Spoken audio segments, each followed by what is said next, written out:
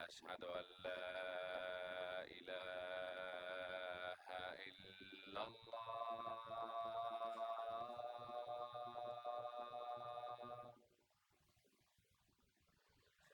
أشهد أن لا إله إلا الله.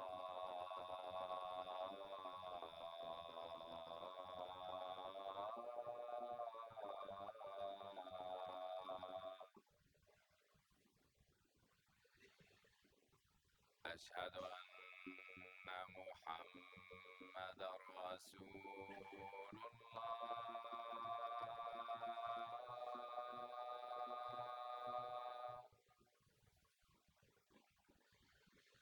أشهد أن محمد رسول الله.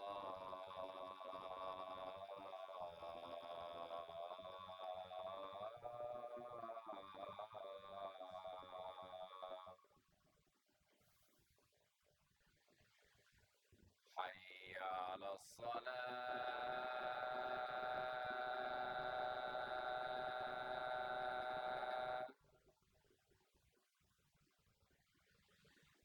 حي على الصلاة.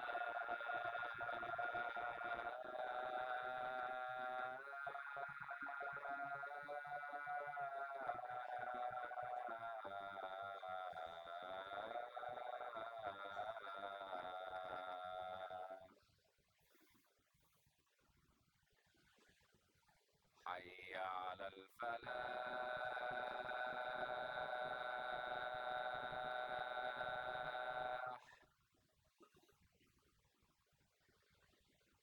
حي على الفلاح.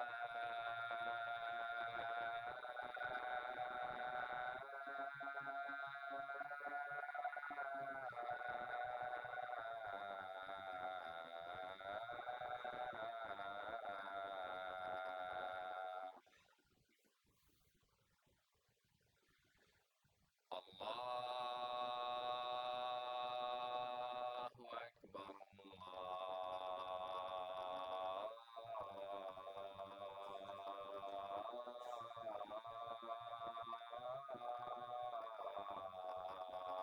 الله أكبر.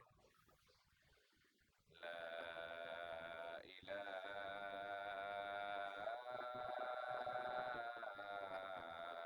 إلا الله. أشهد أن لا إله إلا الله وحده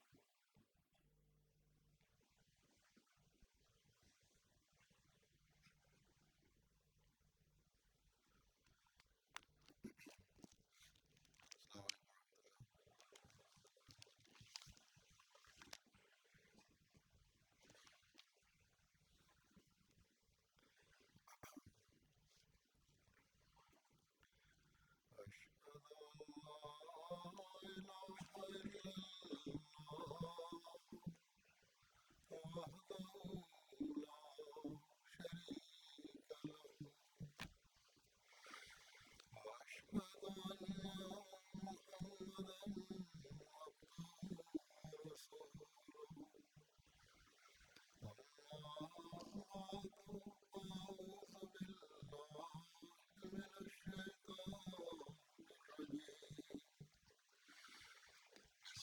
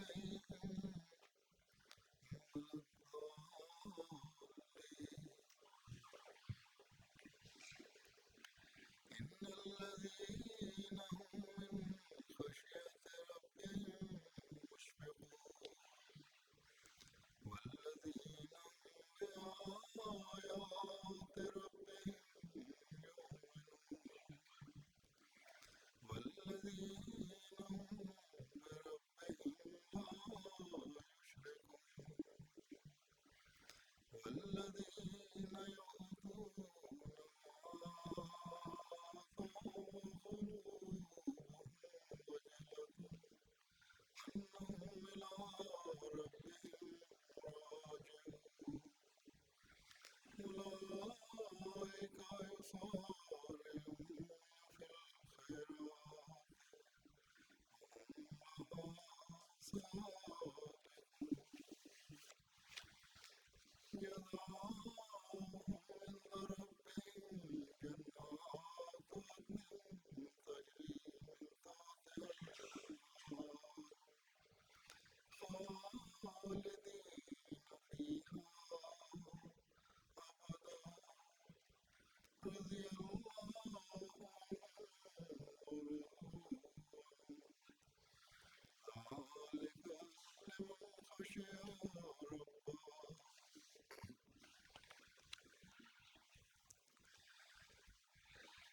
آیات کا ترجمہ یہ ہے کہ یقیناً وہ لوگ جو اپنے رب کے روپ سے ڈرنے والے ہیں، اور وہ لوگ جو اپنے رب کی آیات پر ایمان لاتے ہیں، اور وہ لوگ جو اپنے رب کے ساتھ شریک نہیں ٹھہراتے، اور وہ لوگ کہ جو بھی وہ دیتے ہیں اس حال میں دیتے ہیں کہ ان کے دل اس خیال سے ڈرتے رہتے ہیں کہ وہ یقیناً اپنے رب کے پاس لوٹ کر جانے والے ہیں۔ یہی وہ لوگ ہیں جو بھلائیوں میں تیزی سے آگے بڑھ رہے ہیں اور وہ ان میں سبقت لے جانے والے ہیں۔ یہ سورۃ المومنون کی آیات ہے۔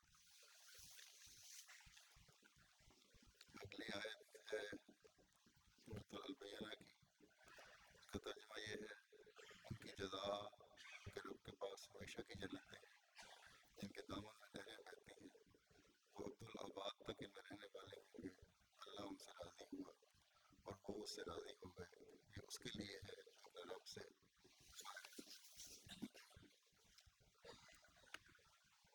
گزشتہ خطبے میں رمضان کے حوالے سے یہ باتیں ہوئی تھیں کہ رمضان سے بھرپور فائدہ اٹھانے کے لیے اپنے قول اور عمل کی اصلاح ضروری ہے، تبھی خدا تعالیٰ کے نزدیک روزے اللہ تعالیٰ کو قرب دلانے کا ذریعہ بنتے ہیں۔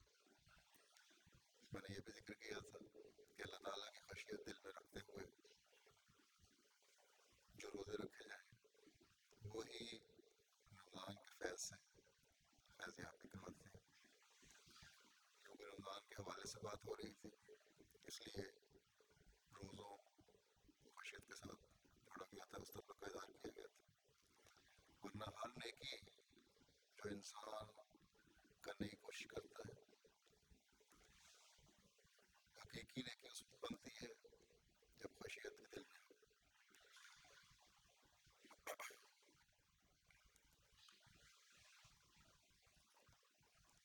اس وقت میں نے کچھ کہا تھا کہ کچھ باقی حصہ رہ گیا، وہ خشیت کی وضاحت میں کرنا چاہتا تھا، لیکن بہرحال اب اس مضمون میں تھوڑا سا مزید اضافہ ہو گیا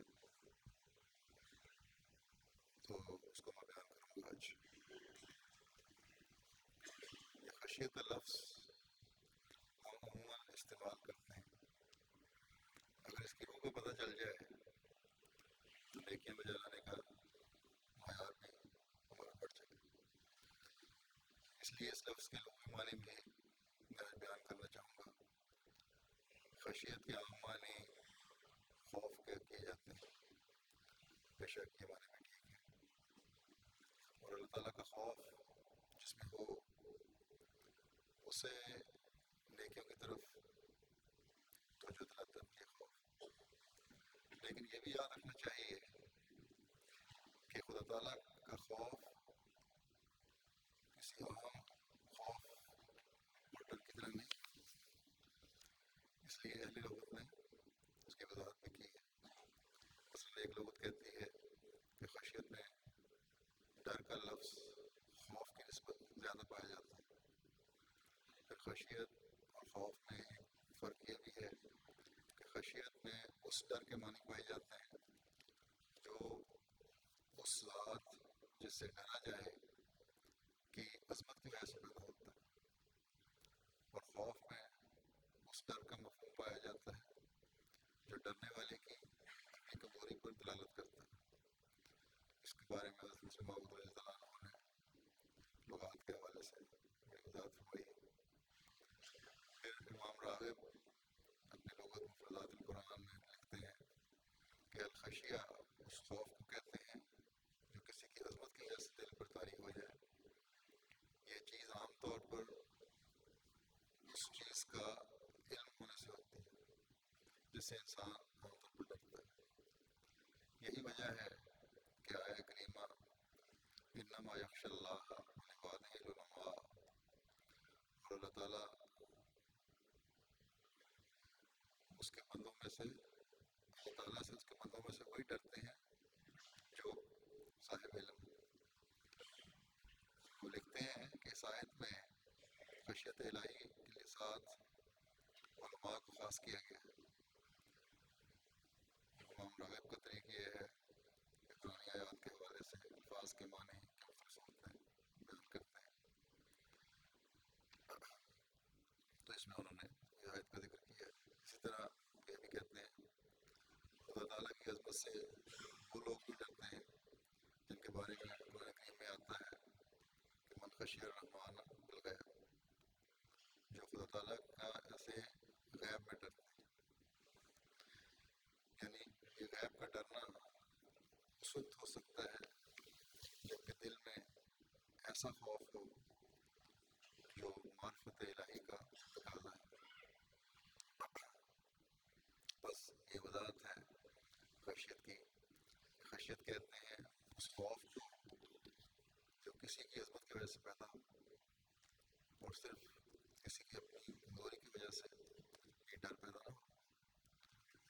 اور اللہ تعالیٰ کی خشیت یقیناً ایسی ہے جس میں اللہ تعالیٰ کی عظمت کا اظہار بھی ہے اور ایک کمزور بندے کی اپنی کم مائگی کا اظہار بھی ہے. اللہ تعالیٰ کی عظمت کیا ہے؟ یہ یقین رکھنا کہ اللہ تعالیٰ سب طاقتوں کا مالک ہے اور اس نے ہر چیز کا احاطہ کیا ہوا ہے. ہر چیز اس کی پیدا کرتا ہے اور اس کے ذریعے سے قائم ہے، اسی کی ملکیت ہے اور اس کے چاہنے سے ہی ملتی ہے. بس جب ایسے قادر اور مقتدر خدا پر ایمان ہو اور اس کی خشیت دل میں پیدا ہو تو پھر ہی انسان اس کی قدرتوں سے حقیقی فیض پا سکتا ہے. یہاں یہ بھی سوال ذہن میں آتا ہے کہ اللہ تعالیٰ فرماتا ہے کہ اللہ تعالیٰ کی حقیقی خشیت علماء میں ہی ہوتی ہے. تو کیا ہر عالم کہلانے والا یا اپنے زوم میں عالم اللہ تعالیٰ کی خشیت رکھتا ہے؟ اور یہ بھی کہ شاید جو غیر عالم ہے وہ اس معیار تک نہیں پہنچ سکتے جو اللہ تعالیٰ جس خشیت کا معیار چاہتا ہے. اگر یہی معیار ہے کہ صرف عالم اس تک پہنچ سکے تو پھر آج کل تو ہم ایسے ہزاروں لاکھوں علماء دیکھتے ہیں جن کے قول و فعل میں تضاد ہے، جو قرآن کریم کو بھی نہیں سمجھتے صحیح طرح، جنہوں نے اس زمانے کے امام کو نہ صرف مانا نہیں بلکہ مخالفت میں گھٹیا ترین حرکتوں کی بھی انتہا کی گئی ہے اور کہلاتے ہوئے عالم. بس یقیناً یہ باتیں اس بات پر سوچنے پر مجبور کرتی ہیں کہ علماء کی تعریف کچھ اور ہے جو اللہ تعالیٰ جن علماء کا یہاں ذکر فرما رہا ہے. اور اللہ تعالیٰ جن کو علماء کہتا ہے وہ کچھ اور لوگ ہر ایک کوئی عالم سمجھ لیا جائے جو دینی مدرسے میں واجبی تعلیم حاصل کر کے فارغ ہوا ہے، جس طرح آج کل عموماً ہمارے ملکوں میں کرتے ہیں، یا جس کو عام دنیا دار یا اس کے ارد گرد کے طبقے کے لوگ عالم سمجھتے ہیں، یا جس نے دنیاوی تعلیم حاصل کی ہے.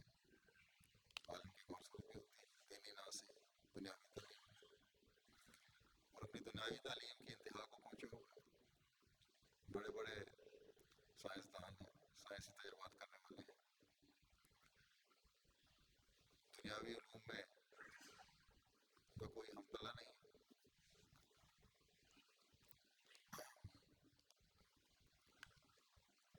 تو یہ بات بھی غلط ہوگی کہ صرف دنیاوی علم کو عالم سمجھا جائے. دنیاوی علم حاصل کرنے والا تو بعض ایسے بھی ہیں کہ خدا تعالیٰ کے وجود کا ہی منکر ہے. وجہ یہ کہ اللہ تعالیٰ کی خشیت یہاں عالم کی تعریف کی تلاش کرنی ہوگی کہ حقیقی عالم کون ہے. نہ نام نہاد دنیا کے لالچوں میں گھرے ہوئے دینی عالم یہاں مراد ہے، نہ ہی دنیاوی عالم. یہاں اس بات کی وضاحت بھی کر دوں کہ بے شک اسلام دین کامل ہے، اور یہ دینی علم رکھنے والے دعوت بھی کرتے ہیں کہ ہم نے یہ دین کا علم حاصل کیا ہے. اسلام کو بعض لوگ پیغام پہ پہنچاتے ہیں. اسلام کا پھیلنا بھی اللہ تعالیٰ کی تقدیروں میں سے ایک تقدیر ہے، لیکن یہ ایسے علماء کے ہاتھوں سے نہیں ہوگا جن کے دنیاوی مفادات ہیں یا جن کے دنیاوی مفادات زیادہ ہیں، اور اللہ تعالیٰ کی خشیت نام کی کوئی چیز ان میں نہیں ہے. شاید ہم پہلے بھی ذکر کیا تھا اس دفعہ امریکہ کے دورے میں جب ٹی وی کے نمائندے نے مجھ سے سوال کیا کہ امریکہ میں اسلام کے پھیلنے کے کیا امکانات ہیں، تو اس کو میں نے یہی کہا تھا کہ اسلام تو ان شاء اللہ تعالیٰ نہ صرف امریکہ میں بلکہ تمام دنیا میں پھیلے گا، مگر ان نام نہاد اسلام کے ٹھیکیداروں اور ان علماء کے ذریعے سے نہیں پھیلے گا، بلکہ جماعت احمدیہ کے ذریعے سے پھیلے گا، اور دلوں کو فتح کر کے اور امن اور پیار اور محبت کی تعلیم دے کر، نہ کہ دہشت گردی اور شدت پسندی سے، جس کی تعلیم آج کل یہ علماء اکثر دیتے رہتے ہیں. کیونکہ یہ قرآن کریم کی تعلیم کے خلاف ہے. حقیقی اسلام صرف اور صرف جماعت احمدیہ کے پاس ہے، جو اس زمانے کے امام اور مسیح موعود اور مہدی موعود نے ہمیں خود بتایا ہے اور سکھایا ہے. قرآن کریم کا قرآن کریم کی تعلیم کا حقیقی فہم و ادراک ہمیں حاصل کروایا.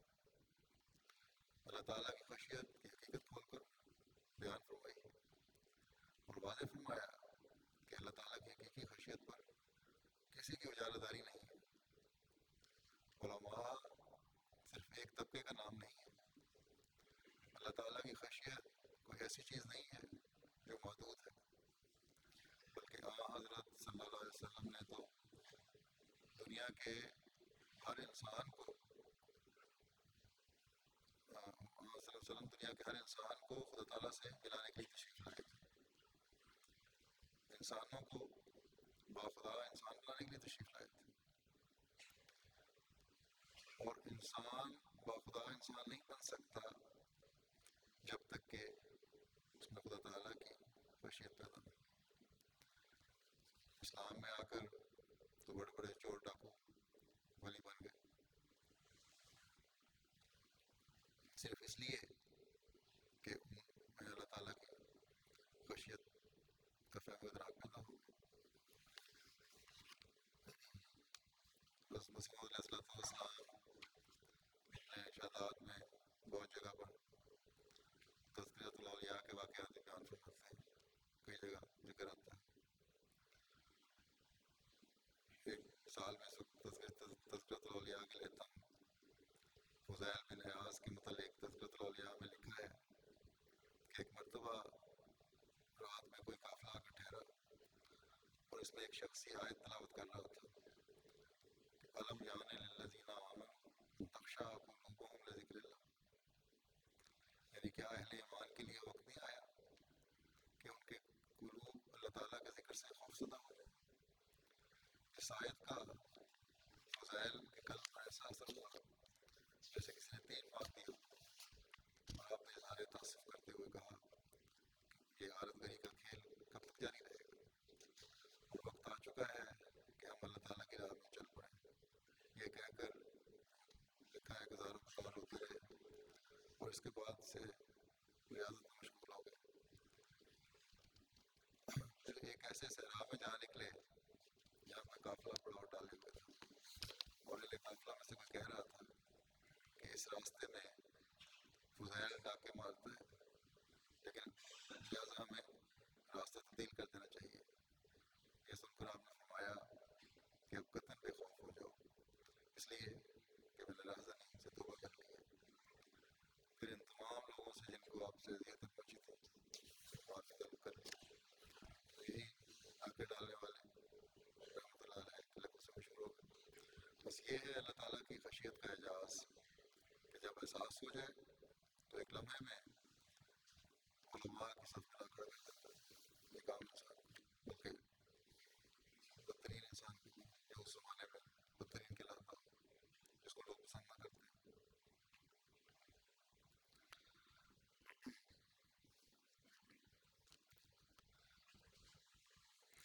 جبکہ بڑے بڑے نام نہاد پوش جامعۃ کپور میں مارے ہوئے نظر آتے ہیں، باوجود اس کے کہ عام دنیا ان کو بڑا نیک سمجھ رہی ہوتی ہے، لیکن ان میں خشیت نہ ہوتی. اور جو انسانوں سے تکبر کرنے والے ہیں وہ کبھی اللہ تعالیٰ کی خشیت دل میں لیے ہوئے نہیں ہوتے. بس یہاں علماء کی خشیت سے مراد کچھ اور ہے. علماء کی خشیت کی یا علماء کی عالم کون ہے اور خشیت کیا ہے، اس کی حقیقی تعریف کچھ اور ہے. ہم خوش قسمت ہیں کہ ہمیں حضرت مسیح علیہ السلام کے ماننے کی وجہ سے اس حقیقی تعریف کا پتہ چلا. اس تعریف کو میں آپ کے الفاظ میں پیش کرتا ہوں جو آپ نے مختلف موقع پر بیان فرمائی. پہلے میرا خیال تھا کہ ایک دو حوالے لوں گا، لیکن جو چند میں نے حوالے لیے ہیں وہ سارے ایسے ہیں جو بیان کرنے ضروری ہیں. حضرت سیدنا حضرت مسیح علیہ السلام فرماتے ہیں کہ اللہ جل شانہ سے وہ لوگ ڈرتے ہیں جو اس کی عظمت اور قدرت اور احسان اور حسن اور جمال پر علم کامل رکھتے ہیں. خشیت اور اسلام در حقیقت اپنے مفہوم کی روح سے ایک ہی چیز ہے، کیونکہ کمال خشیت کا مفہوم اسلام کے مفہوم کو مستلزم ہے، لازمی ہے. بس اس آیت کریمہ کے معنوں کا معال اور مآصل یہی ہوا کہ اسلام کے حصول کا وسیلہ کاملہ یہی علم عظمت ذات و صفات باری ہے. یعنی جن اس آیت میں کا ذکر کیا گیا ہے، جس کو وہ ہو جائے اللہ تعالیٰ کی صفات کا اور ذات کا علم ہو جائے وہی عالم بن جاتا ہے. بس ایک حقیقی مسلمان بننے کے لیے اللہ تعالیٰ کی عظمت اور اس کی صفات کا علم ضروری ہے، اور یہ بغیر خشیت کے نہیں ہو سکتا. اور اس کے لیے کوئی تخصیص نہیں کہ ایک خاص گروہ حاصل کرے اور باقی نہ کرے. اپنی اپنی استعدادوں کے مطابق ہر مومن کے لیے اس کے حصول کی کوشش ضروری ہے. تبھی ایمان میں ترقی ہوتی ہے، تبھی اللہ تعالیٰ کے تعلق میں ترقی ہوتی ہے. بس حضرت مسیح علیہ السلام نے خشیت اور اسلام کو ایک چیز قرار دے کر ایک حقیقی مسلمان کو عالم کی صف میں کھڑا کر دیا. ساتھ ہی ہم پر ذمہ داری بھی ڈال دی کہ اللہ تعالیٰ کی صفات کا علم حاصل کرو اور پھر اللہ تعالیٰ کے حکم کے مطابق اس رنگ کا ان صفات کا اپنی حالتوں میں اظہار بھی کرو. جب یہ صورت ہوگی پھر فضلوں کے مزید دروازے بھی کھلیں گے. حضرت مسیح علیہ السلام فرماتے ہیں انسان کی خاصیت اکثر اور اغلب طور پر یہی ہے کہ وہ خدا تعالیٰ کی نسبت علم کامل حاصل کرنے سے ہدایت پا لیتا ہے، جیسا کہ اللہ تعالیٰ فرماتا ہے انما یخشی اللہ من عبادہ العلماء. ہاں جو لوگ شیطانی سرشت رکھتے ہیں وہ اس قاعدے سے باہر ہیں، جن کے فطرت میں ہی شیطانیت گھسی ہوئی ہے وہ دوبارہ اس سے باہر ہے. بس جو علم آنے کا دعویٰ کر کے ہدایت کے راستے پر نہیں چلتا، وہ عالم نہیں، جتنا مرضی اس کو ظاہری علم ہو۔ اور وہ کہے کہ قرآن کریم پڑھا ہے، وہ اس شخص نے، تو قرآن کریم تو غلط نہیں ہے، بہرحال اس کو سیکھنے والے کا دعویٰ غلط ہے، اس نے اسلوب کو حاصل کرنے کی کوشش نہیں کی۔ قرآن یقیناً خشیت لیے ہوئے دل کو علم و عرفان عطا فرماتا ہے، لیکن متکبر اور خشیت سے خالی دل کو اور ظالموں سوائے خسارے کے قرآن کریم کچھ نہیں دیتا۔ پھر حضرت مسیح موعود علیہ السلام فرماتے ہیں کہ علم سے مراد منطق یا فلسفہ نہیں ہے، بلکہ حقیقی علم وہ ہے جو اللہ تعالیٰ محض اپنے فضل سے عطا کرتا ہے۔ یہ علم اللہ تعالیٰ کی معرفت کا ذریعہ ہوتا ہے اور خشیت الہی پیدا ہوتی ہے، جیسا کہ قرآن کریم میں ہی اللہ تعالیٰ فرماتا ہے انما یخشی اللہ من عبادہ العلماء۔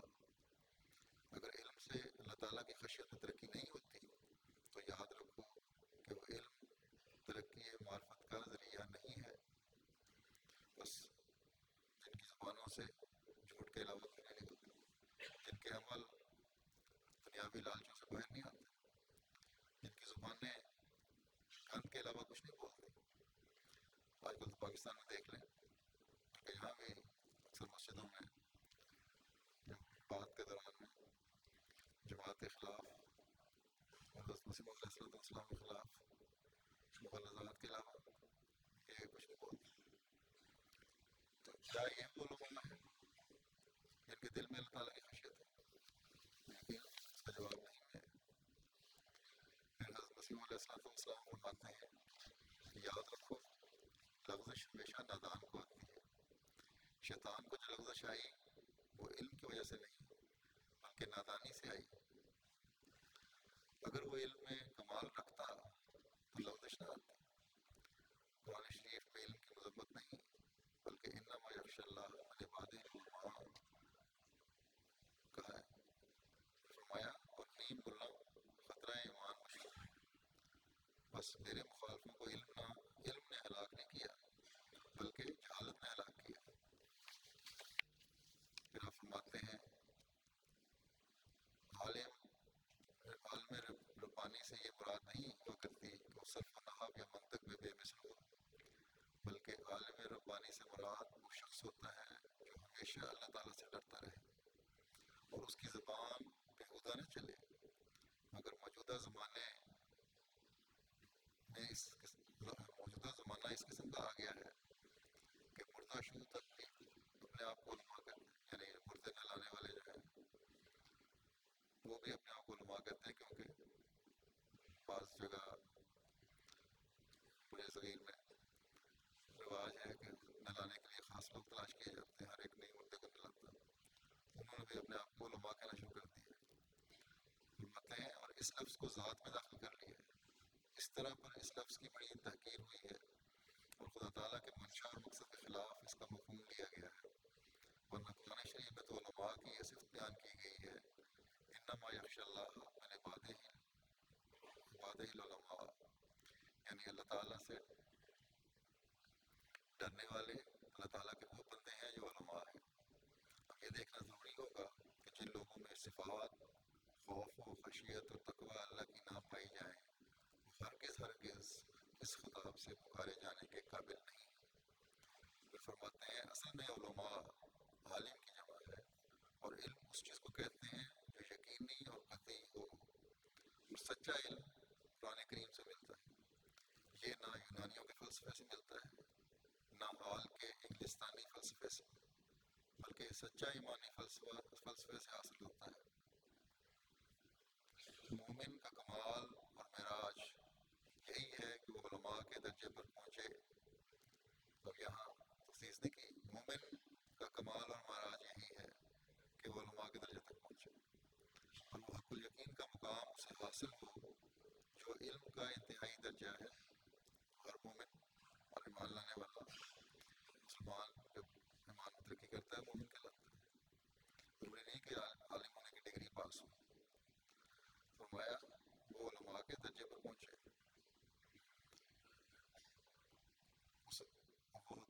کا مقام اسے حاصل ہو جو علم کا انتہائی درجہ ہے، لیکن جو شخص علوم حقہ سے بہرہ نہیں ہے اور معرفت اور بصیرت کی راہیں ان پر کھلی ہوئی نہیں ہے، وہ خود عالم کہلائیں مگر علم کی ڈگریوں اور صفات سے بالکل بے بہرہ ہیں، اور وہ روشنی اور نور جو حقیقی علم سے ملتا ہے ان میں پایا نہیں جاتا، بلکہ ایسے لوگ سراسر خسارے اور نقصان میں ہیں۔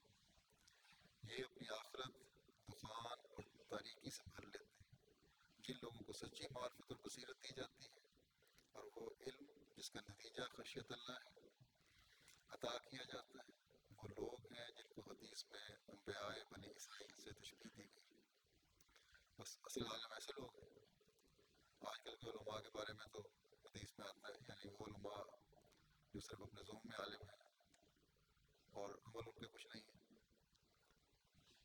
حدیث میں آیا فرمایا علماء شر من تحت ادیم السماء من عنده تخرج الفتنة وفيهم او،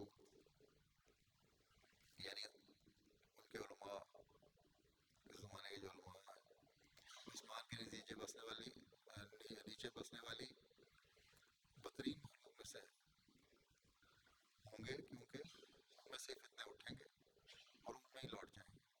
اور آج کل آپ یہ دیکھ لیں کہ جتنے جھگڑے فساد ہیں ان علماء کی وجہ سے ہی جو نامراد علماء پیدا ہوئے ہیں۔ بس اس حدیث سے بھی واضح ہو گیا کہ ہر عالم اللہ تعالیٰ کی خشیت رکھنے والا نہیں، ایک عالم کہلانے والا۔ اور آج کل جیسا کہ میں نے پہلے بھی کہا ہے،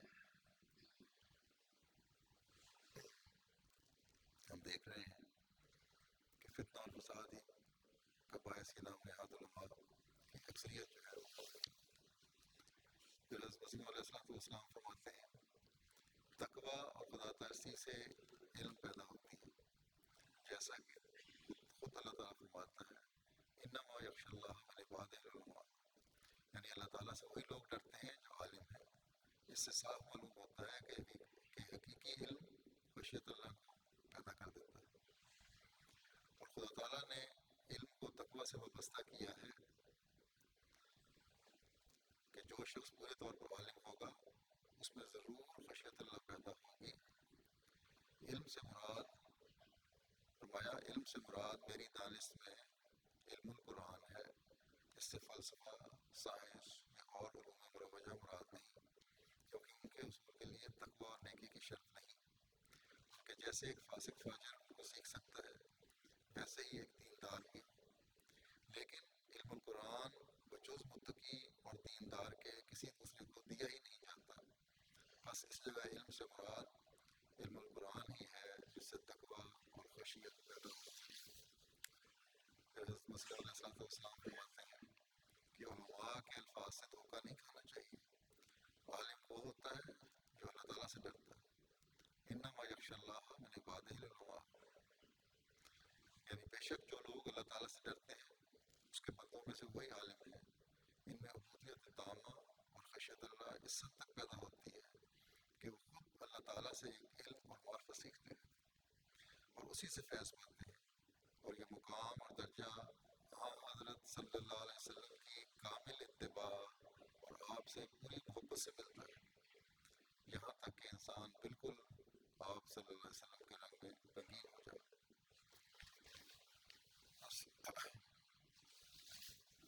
یہ عالم کی حقیقت ہے،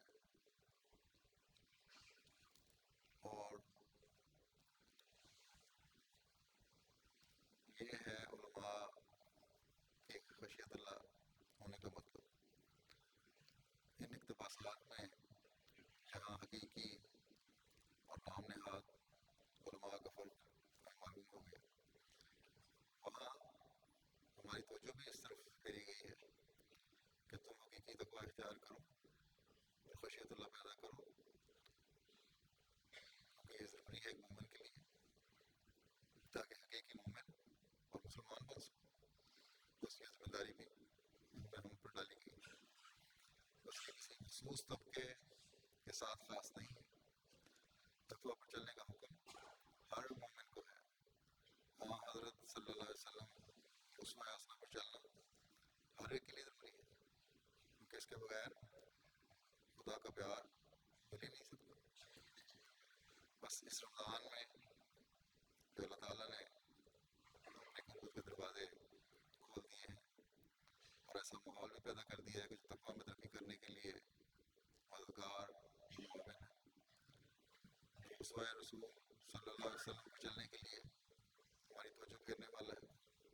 درس وغیرہ بھی ہوتے ہیں، حدیث کا درس بھی ہے، قرآن کا درس بھی ہوتا ہے، سنتے بھی ہیں. تو ہمیں اس سے بھرپور فائدہ اٹھانا چاہیے. قرآن کریم پڑھ کر، سن کر علم و معرفت کے راستوں کی تلاش کرنی چاہیے جو تقویٰ میں بڑھاتے ہیں، جو خشیت اللہ پیدا کرتے ہیں. جو آیات میں نے شروع میں تلاوت کی ہیں ان کے حوالے سے بھی بیان کروں کر دوں گا تھوڑا سا. پہلی 5 آیات جیسا کہ میں نے کہا سورۃ المومنون کی ہیں، جن میں ایک حقیقی مسلمان کی خصوصیات کا ذکر کیا گیا ہے. پہلی آیت میں بتایا کہ حقیقی مومن اپنے رب کے ڈر سے لرزتے ہیں. تو یہ وہ خشیت ہے جو ایک حقیقی مومن میں ہونی چاہیے. یعنی اللہ تعالیٰ کی عظمت جیسا کہ پہلے بیان ہو چکا ہے، اس کا اقرار کرنا اور اللہ تعالیٰ کو تمام طاقتوں کا مالک سمجھ کر اس سے لرزا رہنا. پھر اللہ تعالیٰ کی آیات پر ایمان لانے والے مومن حقیقی مسلمان ہوں گے. اور آیات کیا ہے؟ اللہ تعالیٰ کے تمام احکامات، تمام نشانات، تمام معجزات جو قرآن کریم میں بیان ہوئے ہیں، تمام آیات جو قرآن کریم کی ہیں، اللہ اوپر جو ہے یہ سب آیات ہیں. بس ان پر عمل ایک مومن کے لیے ضروری ہے. اور جب ایمان ہوگا تو کامل ایمان اس وقت ہوتا ہے جب اس پر عمل بھی ہو، اور یہ عمل پھر ایمان میں ترقی کا باعث بنتا ہے، خشیت اللہ میں ترقی کا باعث بنتا ہے. فرمایا گیا کہ یہ مسلمان اپنے رب کے ساتھ شریک نہیں ٹھہراتے. جس میں خشیت ہو، جس کو آیات پر ایمان ہو، وہ شرک تو نہیں کرتا. لیکن بعض دفعہ اگر واضح سے شرک نہ بھی ہو تو مخفی شرک بھی انسان سے ہو جاتا ہے. اس لیے باریک بینی سے اپنے پر نظر رکھنے کی ضرورت ہے. ایک حقیقی مسلمان تبھی بن سکتا ہے. اپنے قول و فعل کو ہر لمحہ سچائی پر قائم رکھنے کی ضرورت ہے. اس لیے چوتھی بات یہ بھی بیان فرمائی تھی، اس میں فرمائی آیات میں کہ خدمت دین بھی کرتے ہیں، مال بھی خرچ کرتے ہیں، وقت بھی خرچ کرتے ہیں، احکامات پر عمل کرنے کی بھی کوشش کرتے ہیں. پھر بھی اس بات سے ان کے دل ڈرتے رہتے ہیں جو حقیقی مومن ہے کہ یہ سب کچھ تو کیا ہے، اللہ تعالیٰ اتنا نہیں قبول بھی فرماتا ہے یا نہیں. کہیں کوئی مخفی غلطی ایسی نہ ہو جائے کہ خدا تعالیٰ کی رضا سے دور لے جائے. کہیں کوئی مخفی شرک شامت اعمال کی وجہ نہ بن جائے. کہیں کسی حکم پر عمل نہ کرنا یا کمزوری دکھانا ایمان میں کمی کا باعث نہ بن جائے. کہیں اللہ تعالیٰ کی خشیت صرف ظاہری دکھاوا ہی نہ ہو. حضرت عائشہ رضی اللہ عنہا سے روایت ہے، انہوں نے حضرت صلی اللہ علیہ وسلم سے دریافت فرمایا کہ یا رسول اللہ، کیا والذین یؤتون ما آتوا قلوبہم وجلہ کا مطلب یہ ہے کہ انسان جو کچھ چاہے کرے مگر خدا تعالیٰ سے ڈرتا رہے. تو آپ نے فرمایا نہیں، اس سے یہ مطلب نہیں. اس کا مطلب یہ ہے کہ انسان نیکیاں کرے مگر اس کے ساتھ خدا تعالیٰ سے ڈرتا بھی رہے. بس ہمیشہ یہ بات یاد رکھنی چاہیے کہ اللہ تعالیٰ بے نیاز بھی ہے. کسی نیکی کو قبول کرتا ہے اور کسی کو نہیں، یہ اس کی مرضی ہے. کس کو چاہے وہ قبول کرے، کس کو چاہے نہ کرے. اس لیے ہر وقت خوف رہنا چاہیے کہ جب ہم اپنے مولا کے حضور حاضر ہوں تو ہمارے سے کوشش حاصل ہو. کسی نیکی پر فخر نہیں کسی کو ہونا چاہیے. اور حضرت صلی اللہ علیہ وسلم اپنی دعاؤں میں یہ دعا بھی شامل فرماتے تھے. روایت میں آتا ہے حضرت شار بن موشن بیان کرتے ہیں کہ میں نے حضرت سلمہ سے پوچھا کہ ام المومنین رسول اللہ صلی اللہ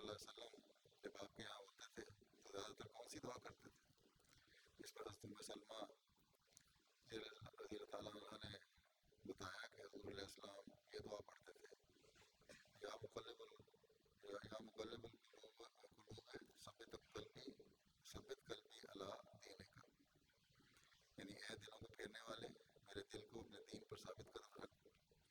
حضرت ام سلمہ کہتی ہیں کہ میں نے حضور صلی اللہ علیہ وسلم سے اس دعا پر مداومت کی وجہ پوچھی، باقاعدگی کی وجہ پوچھی، تو آپ نے فرمایا اے ام سلمہ، ہر انسان کا دل خدا تعالیٰ کی دو انگلیوں کے درمیان ہے، وہ جسے چاہتا ہے ثابت قدم رکھتا ہے اور جسے چاہتا ہے ٹیڑھا کر دیتا ہے۔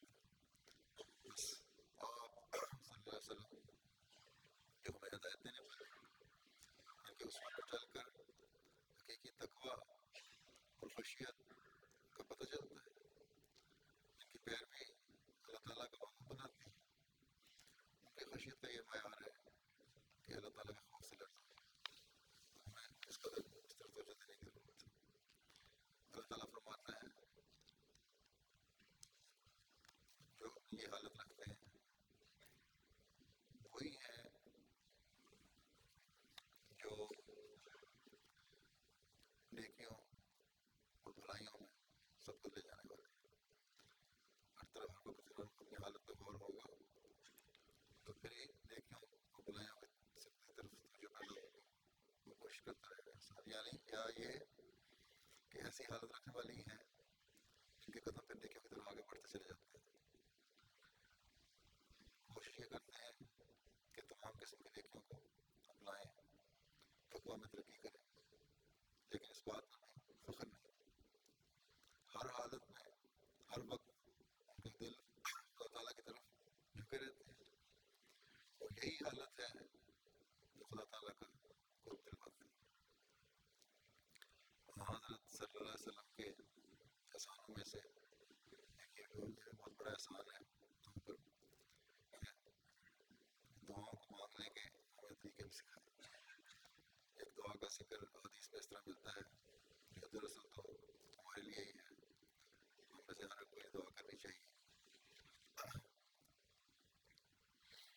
عبداللہ بن عمر سے روایت ہے کہ رسول اللہ صلی اللہ علیہ وسلم یوں دعا کیا کرتے تھے کہ اللہم انی اعوذ بک من قلب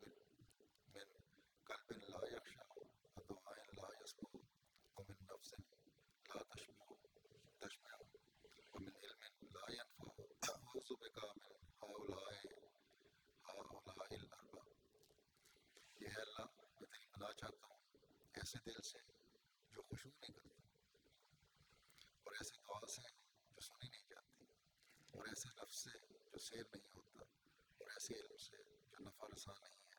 میں تجھ سے پناہ چاہتا ہوں ان چاروں سے۔ اللہ تعالیٰ کرے کہ ہم اس دعا سے لینے والے ہوں۔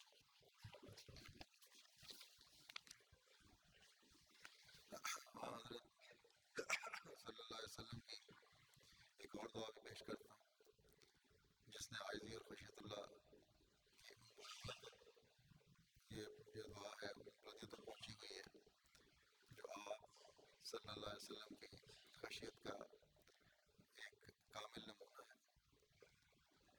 حجۃ الوداع کے موقع پر دعا کرتے ہوئے اپنے مولا کا حضور عرض کیا آپ نے کہ اے اللہ، تو میری باتوں کو سنتا ہے اور میرے حال کو دیکھتا ہے، میری پوشیدہ باتوں اور ظاہری امور سے تو خوب واقف ہے، میرا کوئی بھی معاملہ تجھ پر کچھ بھی تو مخفی نہیں، میں ایک بدحال فقیر اور محتاج ہوں، تیری مدد اور پناہ کا طالب ہوں۔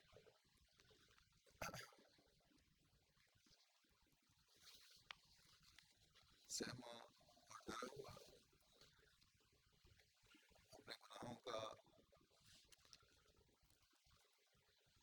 اقراری اور معترف ہو کر میں تیرے پاس آیا ہوں، میں تجھ سے ایک عاجز مسکین کی طرح سوال کرتا ہوں، تیرے حضور میں ایک ذلیل گناہ گار کی طرح زاری کرتا ہوں، ایک اندھے نابینے کی طرح خوف زدہ تجھ سے دعا کرتا ہوں، میری گردن تیرے آگے جھکی ہوئی ہے، میرے آنسو تیرے حضور بہہ رہے ہیں، میرا جسم تیرا مطیع ہو کر سجدے میں گرا پڑا ہے اور ناک خاک آلودہ ہے۔ اے اللہ، تو مجھے اپنے حضور دعا کرنے میں بدبخت نہ ٹھہرا دینا، میرے ساتھ مہربانی اور رحم کا سلوک فرمانا۔ اے وہ جو سب سے زیادہ التجاؤں کو قبول کرتا ہے اور سب سے بہتر عطا فرمانے والا ہے، میری دعا قبول کر لینا۔ بس یہ وہ عظیم نبی صلی اللہ علیہ وسلم جنہوں نے خشیت اللہ کا عظیم نمونہ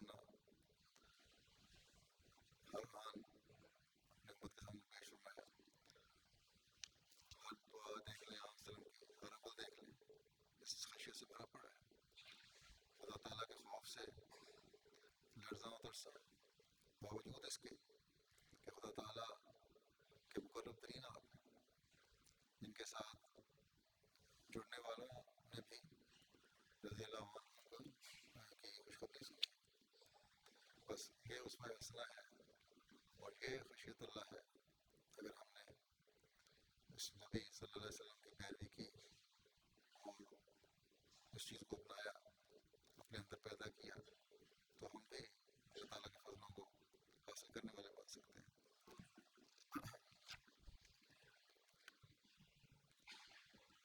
اللہ تعالیٰ ہمیں توفیق دے کہ اس رمضان میں اللہ تعالیٰ کی خشیت کے کو سمجھتے ہوئے اس کے مطابق زندگی گزارنے والے ہوں. اللہ کرے یہ رمضان ہمارے لیے روحانی انقلاب پیدا کرنے والا بن جائے.